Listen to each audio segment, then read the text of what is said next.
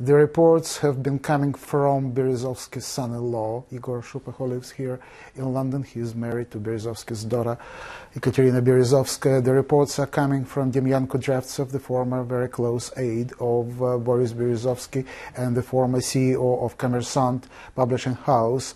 And the reports are coming from one of the Berezovsky's lawyers. They may all be coming from one source, but each single one of them confirm each other.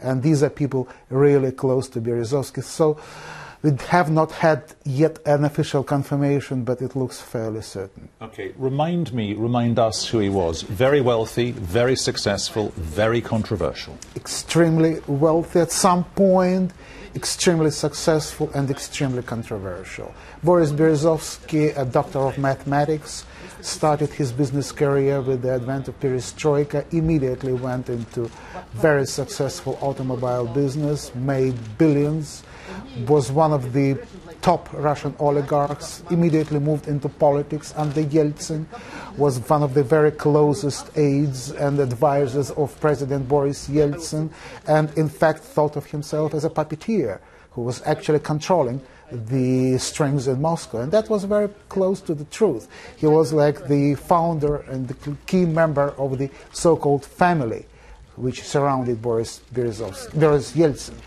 It was Boris Berezovsky who advised Boris Yeltsin on the successor, Vladimir Putin. He thought that he would be as successful and as easy in puppeteering or in guiding Vladimir Putin as he was in guiding Boris Yeltsin, but he was crudely mistaken.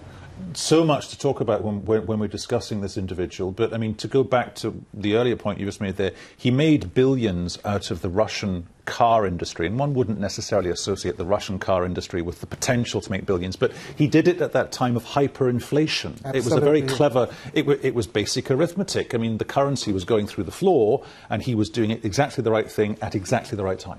Absolutely. He was a great opportunist with a great sense of time and of where to invest money and how to invest money. Of course, it was all very ruthless, and credit should be given to him. He was a great organizer. He could build his empire from scratch, and he was extremely efficient in running it until he went into politics.